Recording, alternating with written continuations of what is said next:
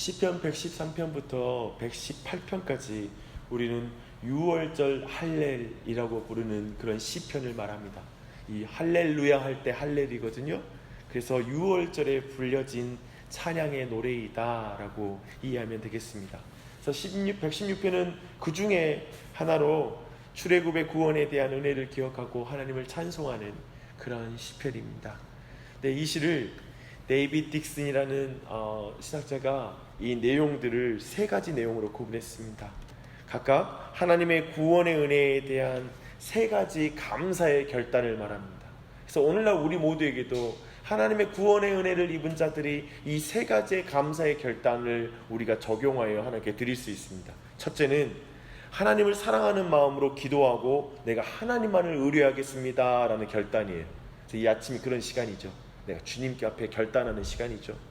그리고 그 이유와 동기가 3절부터 8절까지 설명하고 있고요. 둘째는 사람들 앞에 살아가겠지만 난 하나님의 목전 앞에 살겠습니다 라는 결단을 9절이 말하고 있고요. 그 이유를 10절부터 13절까지 말하고 있습니다. 셋째는 슬픈 시절에 했던 소원을 갚기 위해 내가 지속적인 찬양과 봉사의 삶을 살겠습니다 라는 게 이제 14절부터 19절까지 다루고 있는 내용입니다. 우리 한번 차근차근 하나씩 보겠습니다.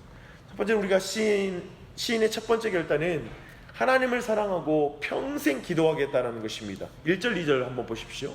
여호와께서 내 음성과 내 간구를 들으심으로 내가 그를 사랑하는도다.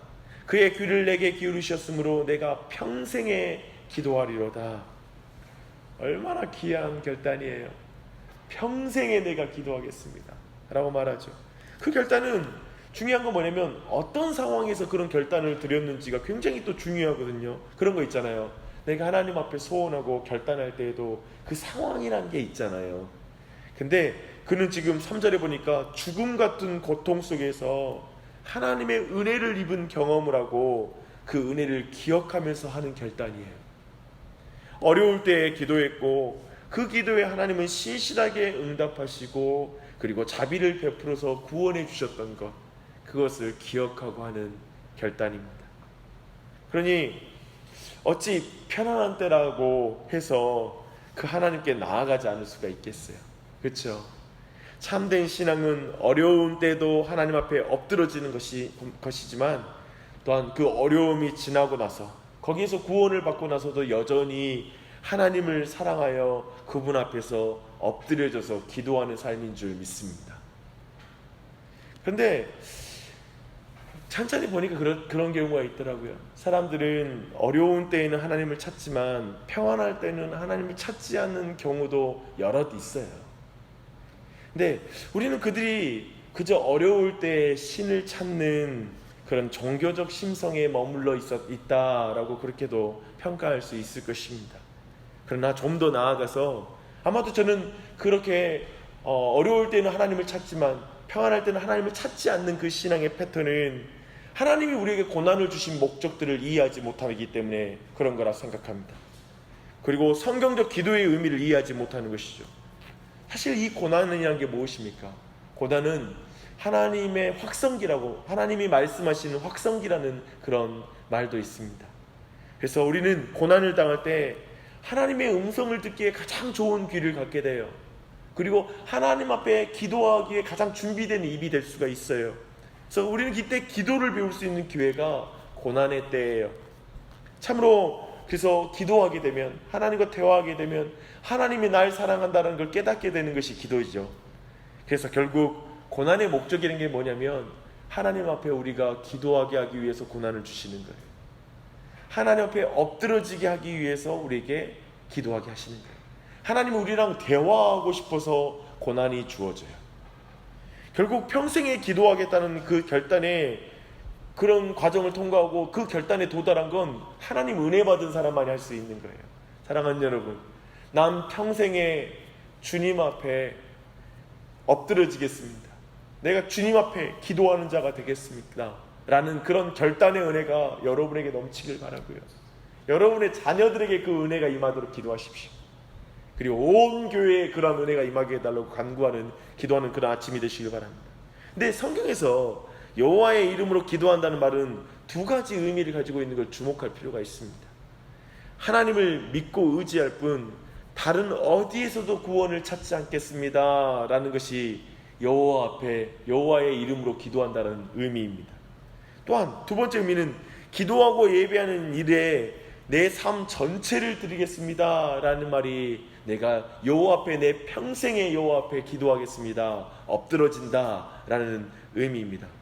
주님을 끊임없이 의식하는 삶을 살겠다라는 거예요. 오늘 내 마음에 그 마음이 있는 거예요. 구원의 은혜를 경험한 사람으로서 오늘 아침에 이 시간 기도할 때에도 내가 오늘 한 달 동안 끊임없이 하나님을 의식하는 그런 삶을 살게 해주시옵소서 라고 기도할 필요가 있습니다. 이제 그 기도에 대한 결단은 두 번째 결단으로 자연스럽게 연결이 돼요.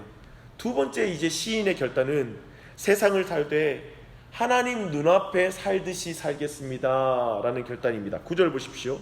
내가 생명이 있는 땅에서 여호와 앞에 행하리로다 라고 말합니다. 이 결단을 하는 배경도 굉장히 중요합니다. 그는 10절에 내가 크게 고통을 당하였다고 말할 때에도 나는 믿었도다 라고 말합니다. 지금 이 말은 뭐냐면 이 결단을 하는, 하나님 앞에서 내가 행하리겠다라는 결단은 사실은 고통을 당하는 중에 믿음으로 주님 앞에 고백하는 그러한 내용이라는 거예요. 믿음은 고난의 현실을 무시하지 않아요. 하지만 그 고난 속에서 하나님 붙잡고 신뢰하는 게 믿음이에요. 지금 내 환경을 무시하지 않아요. 우리는 그 어려운 환경과 지금 내 삶의 문제들과 하나님을 무시하지 않아요. 그 가운데 하나님을 믿고 기도하는 거예요. 붙잡고 기도하는 거예요. 시인은 사람에게 고통을 당하고 경황이 없을 때도 지금 이 시인에게는 지금 고통을 당하고 경황이 없는 상황이 있어요. 특별히 사람으로부터 고난을 당했어요. 그래서 시인은 두려움에 사로잡혀서 모든 사람이 거짓말쟁이야 라고 11절에서 말하고 있어요.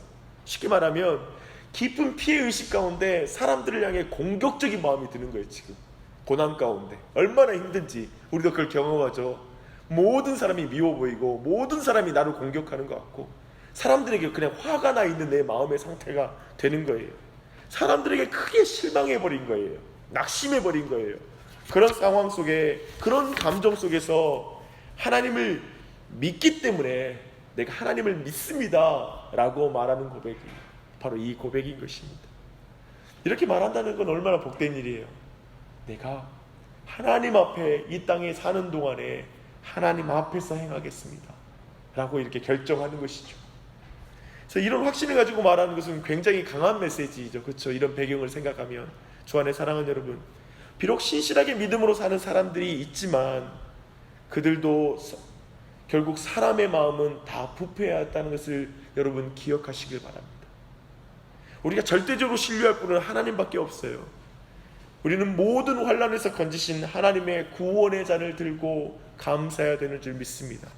유대인들은 아마도 이 유월절의 노래, 이 할례를 부르면서 포도주 잔을 마시는 의식을 거행했을 것입니다. 그것은 분명히 함께 포도주를 먹는 사람들과 함께 구원의 은혜를 경험하고, 방금 전에 내가 모든 사람은 거짓말쟁이야 라고 정말 사람들을 공격적으로 생각했던 사람들과 함께 다시 화해하고 구원의 은혜로 나아가는 그 과정 가운데 나아가게 되었을 것입니다.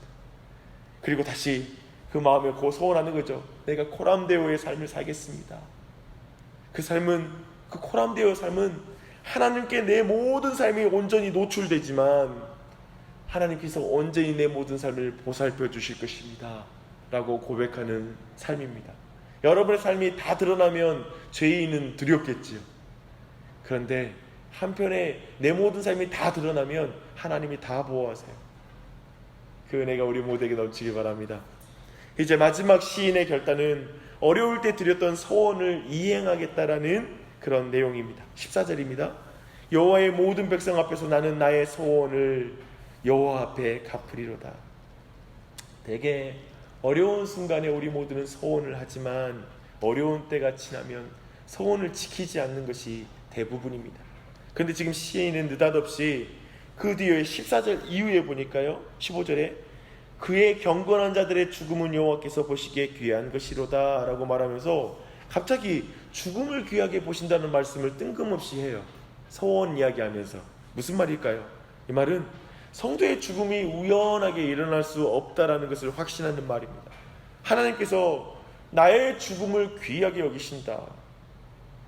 그래서 자신은 죽음 앞에서 낙심하지 않는다. 나는 지금 죽어도 하나님 앞에 감사할 것이고 여한이 없다. 오직 주님의 손에 내 인생이 있다라고 고백하는 거예요.